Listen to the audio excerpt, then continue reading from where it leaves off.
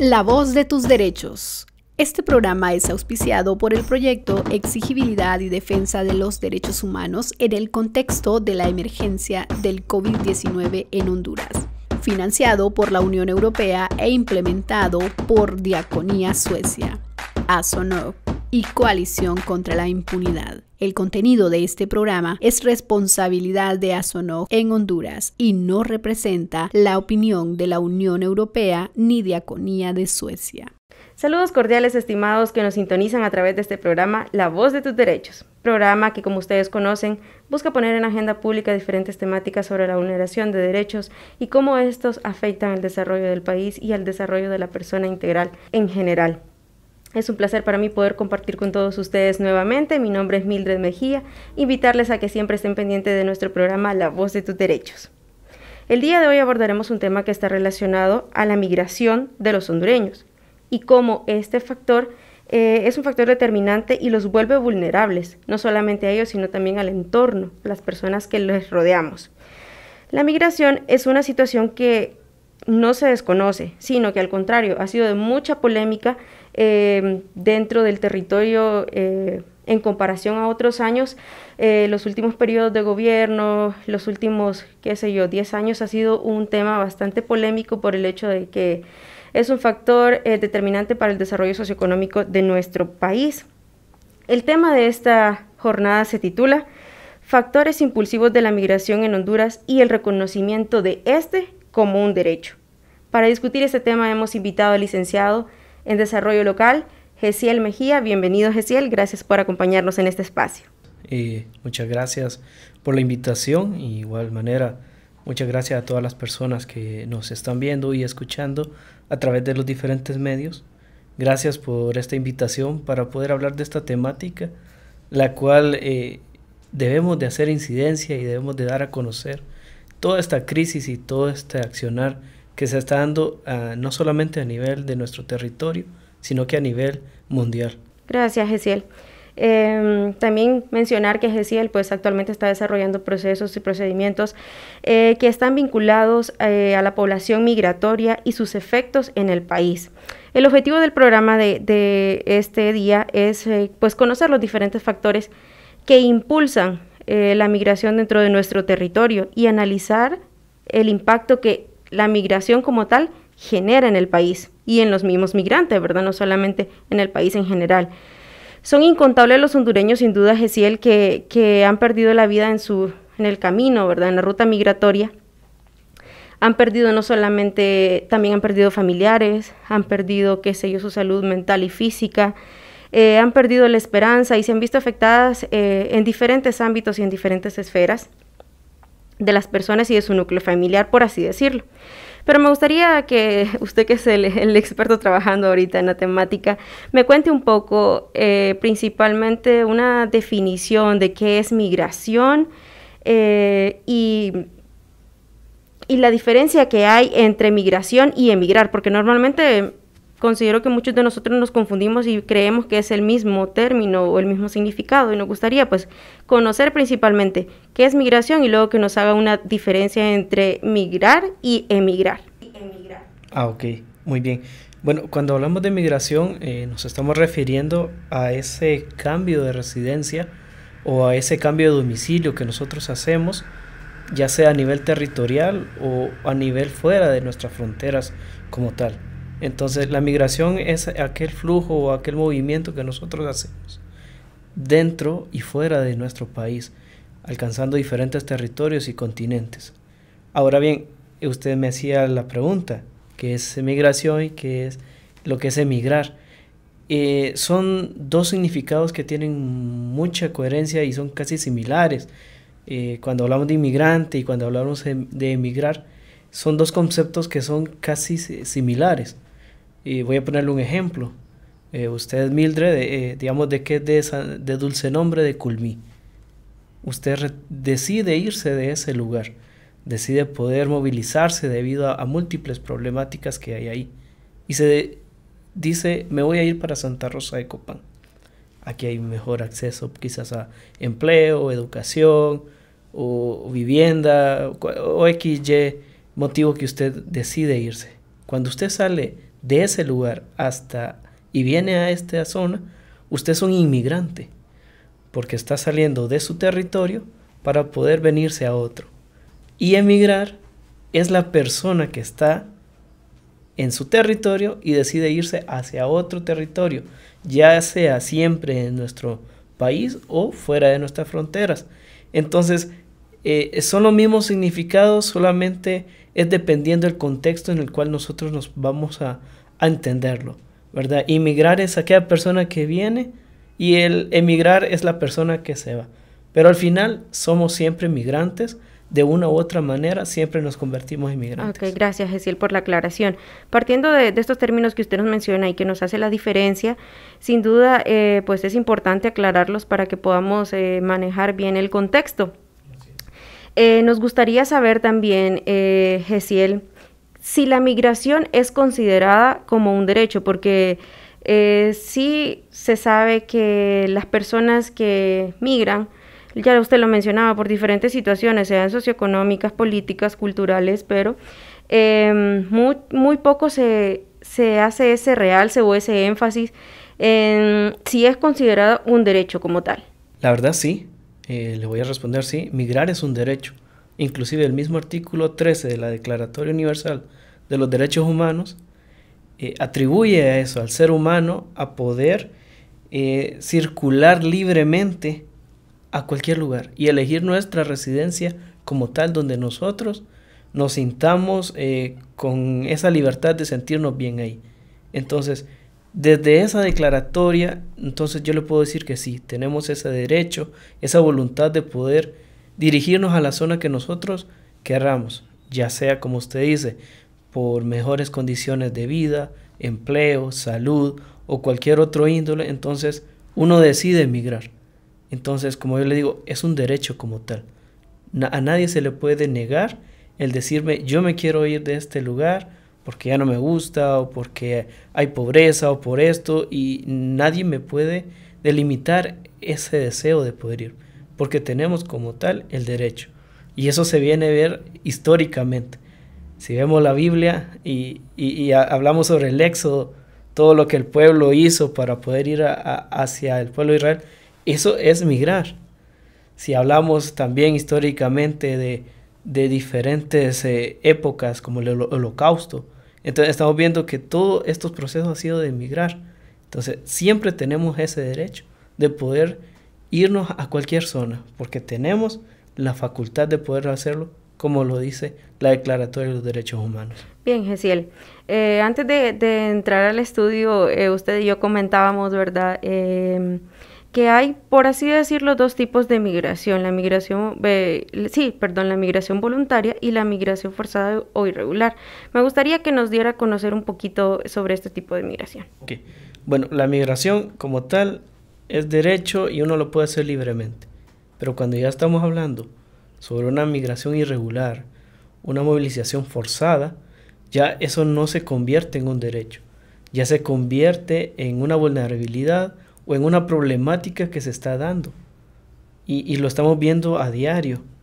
¿Cuántas personas se están movilizando masivamente? Y eso es debido a diferentes problemáticas que se están dando en todos nuestros países, no solamente en nuestro país. Podemos hablar sobre la violencia, pobreza, sobre aquella problemática que se están dando a nivel sociopolítico, económico, educación. Entonces, cuando vemos todo ese debilitamiento a nivel social y político, entonces es ahí donde fluye lo que es la migración irregular. ¿Por qué? Porque buscamos una mejor calidad de vida, buscamos cambiar o darle mejor a nuestro futuro, a las personas, si tenemos hijos, si somos padres. Entonces, queremos dar ese buen futuro a las personas. Entonces, ya la migración irregular se convierte debido a múltiples causas que se están dando por factores que a veces no podemos controlar nosotros mismos. Es decir, Gesiel, que cuando hablamos de migración irregular es cuando la sociedad en general está generando un impacto en la persona que no necesariamente hablamos de calidad de vida, sino que lo está, por ejemplo, por decirlo así, poniendo en riesgo en una situación de vulnerabilidad porque no hay acceso a educación, no hay acceso a un trabajo digno, porque simplemente está subsistiendo dentro de un sistema. Me gustaría también, Gesiel, que usted nos dé a conocer cuáles son esos factores que impulsan la migración como tal. Están los factores de expulsión y están los factores de atracción. El factor de expulsión, pues son múltiples factores y yo los puedo dividir en dos, lo que es la pobreza y la violencia. Cuando estamos hablando de pobreza, estamos hablando de muchas cosas, ¿verdad? Principalmente es por esa carencia de empleo, esa carencia de un empleo digno, una remuneración por nuestro trabajo, y otra que no existe en nuestro país, todo un buen sistema para generar empleo. Entonces, debido a todo esto, pobreza, ¿qué es lo que deciden? Las personas poder irse. Y si vemos inclusive, solo en el año 2019 al 2020, se elevó casi un 10% la pobreza. O sea, tenemos un 70% en pobreza y un 53.9% en pobreza extrema. Entonces, estos, más de la mitad de la población, ¿y qué está haciendo? Bueno, hace estas repercusiones de querer irnos, porque queremos una mejor calidad de vida. Y claro, la violencia como tal, la violación desde nuestros derechos humanos, como la violencia general que podemos ver, las agresiones físicas, el maltrato, el tráfico, inclusive la muerte que se está generando, la extorsión, toda nuestra violación de derechos humanos que estamos viendo, entonces estamos viéndonos vulnerables a ver que tenemos que irnos. Ahora bien, estamos hablando sobre el otro factor.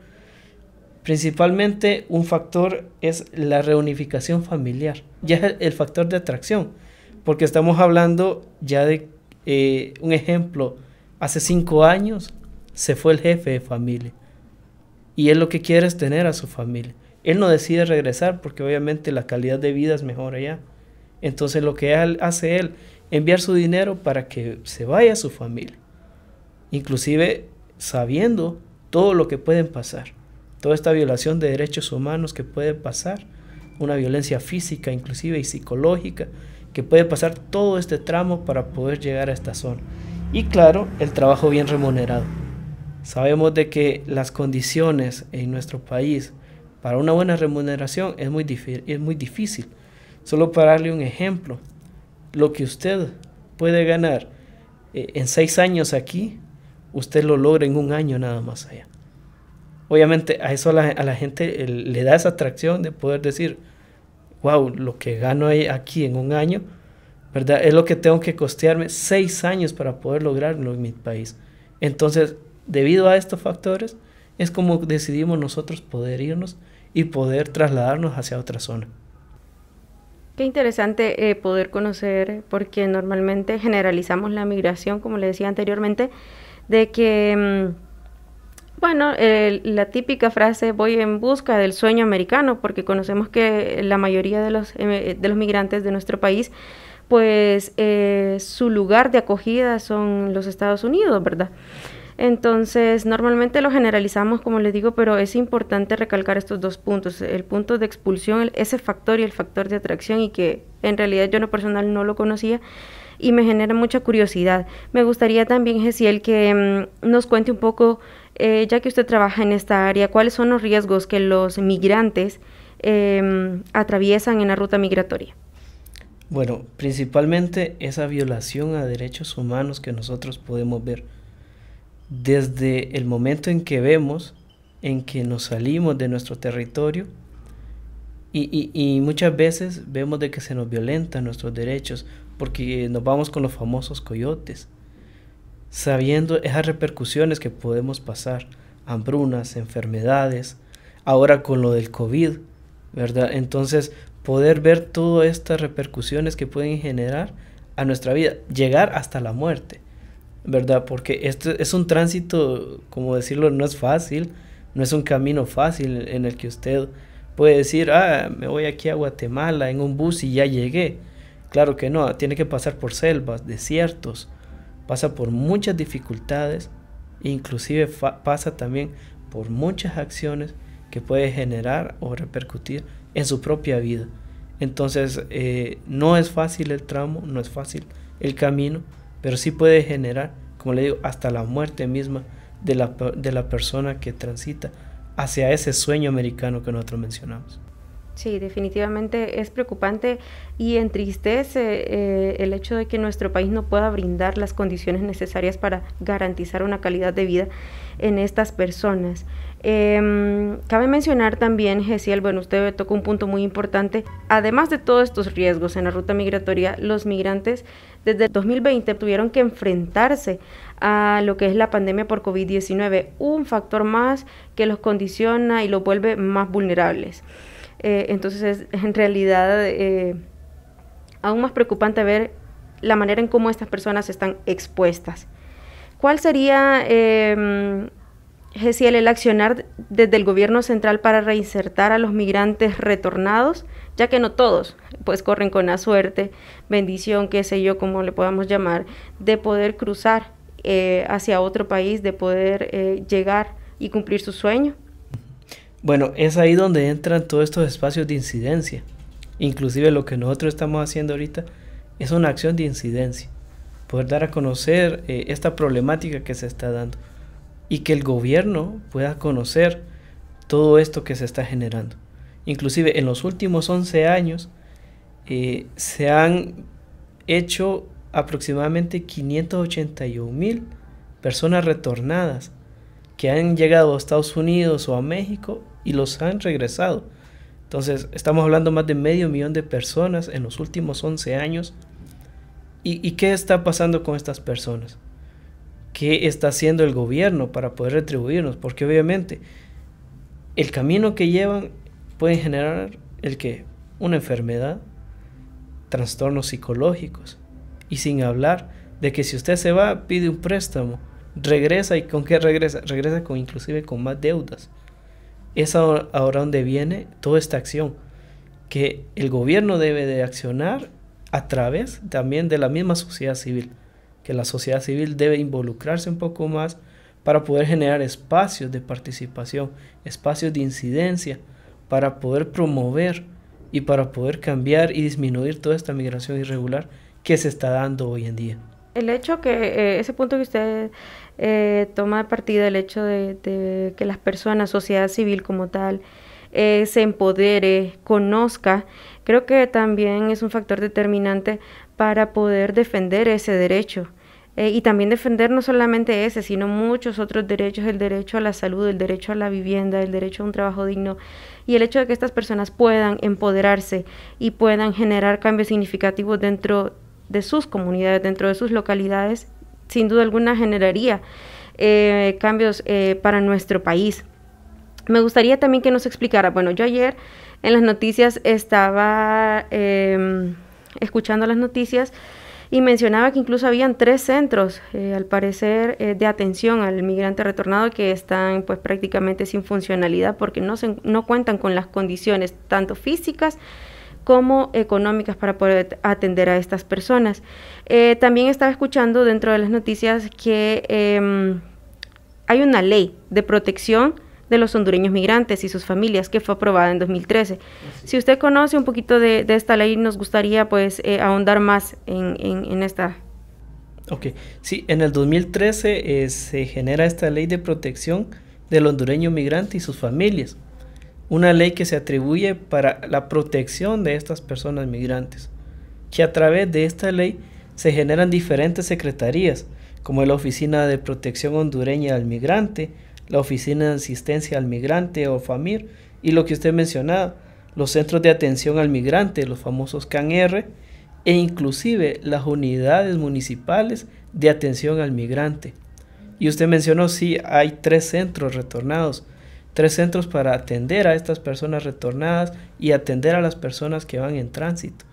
Pero sí se ve una vulnerabilidad dentro de ellas, porque hay una escasez también de la accesibilidad, de poder atender de una manera eficiente y adecuada para todas estas personas. Entonces está esta ley, que inclusive está desde el 2013. Hay una comisión dentro del Congreso Nacional de 15 diputados que debe de atender a esta ley.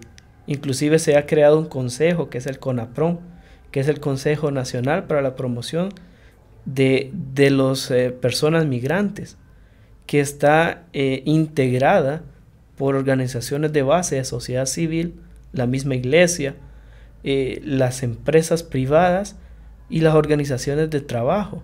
Entonces, toda esta comisión es una comisión para regular todo este accionar y toda esta problemática que se ve. La ley es muy eficiente, pero tiene muchos vacíos, la cual se debe atender de una manera pronta y eficaz para generar un cambio más positivo a todo este accionar de migración que se está dando.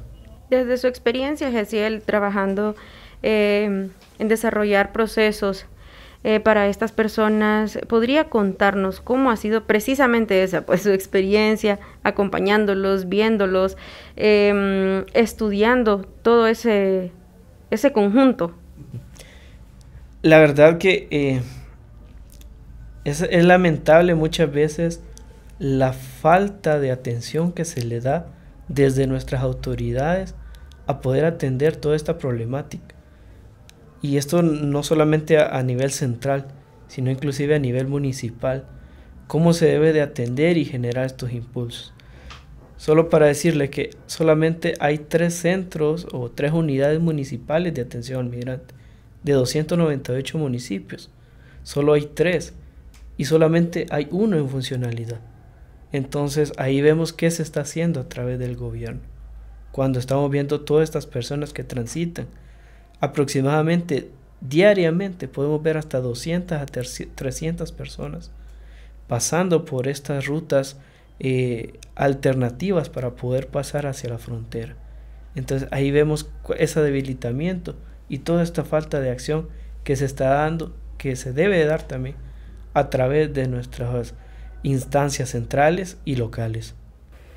Gracias, Gesiel. Ayer también leía una parte de un artículo que mencionaba que hay el registro de cuántas es el flujo migratorio, por así decirlo, pero muchas veces no hay un registro real de cuántos hondureños han perdido la vida en el tránsito migratorio.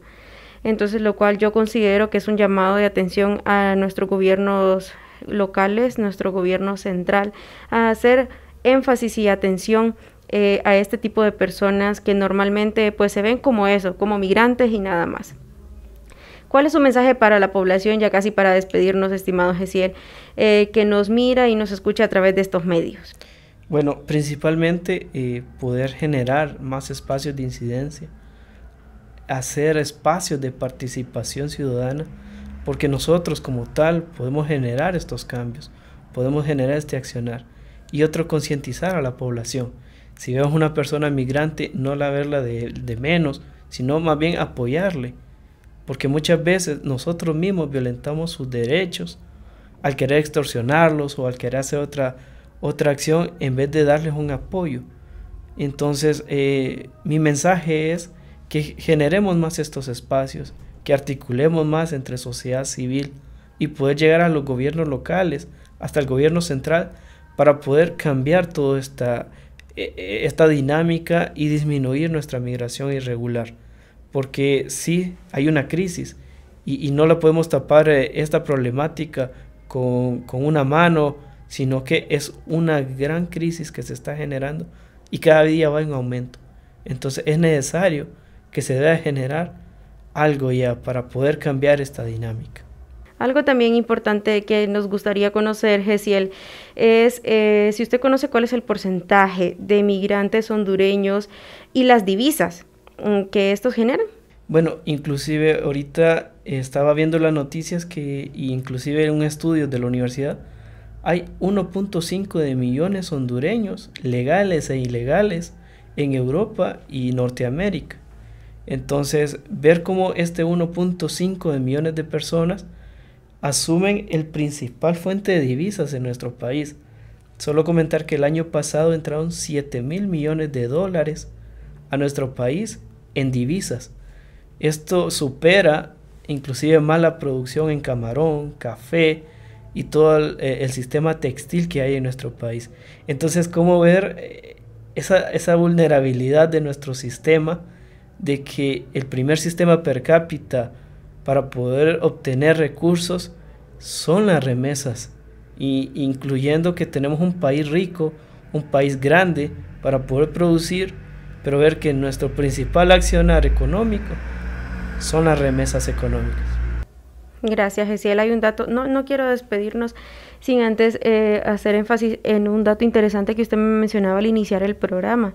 Es el hecho de que el sistema económico de nuestro país se basa básicamente en las remesas, que prácticamente esos mismos migrantes se envían hacia esta zona. Entonces, lo que nos hace es pues un análisis sin duda de qué tan fallido está siendo nuestro sistema socioeconómico y sociopolítico también del país.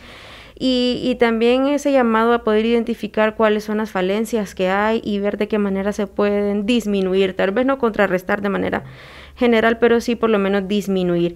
Agradecemos, Gesiel, por su participación en este programa y brindamos pues una cordial invitación para todas aquellas personas que nos miran y nos escuchan a través de este medio, para que siempre los viernes estén atentos a nuestro programa La Voz de tus Derechos. Recordarles que este programa está siendo desarrollado en el marco del proyecto de exigibilidad y defensa de derechos humanos en el contexto de la emergencia por COVID-19, financiado por Unión Europea, implementado por Diaconía, Coalición contra la Impunidad y ASONOG. La Voz de tus Derechos. Este programa es auspiciado por el proyecto Exigibilidad y Defensa de los Derechos Humanos en el contexto de la emergencia del COVID-19 en Honduras, financiado por la Unión Europea e implementado por Diaconía Suecia, ASONOG y Coalición contra la Impunidad. El contenido de este programa es responsabilidad de ASONOG en Honduras y no representa la opinión de la Unión Europea ni Diaconía de Suecia.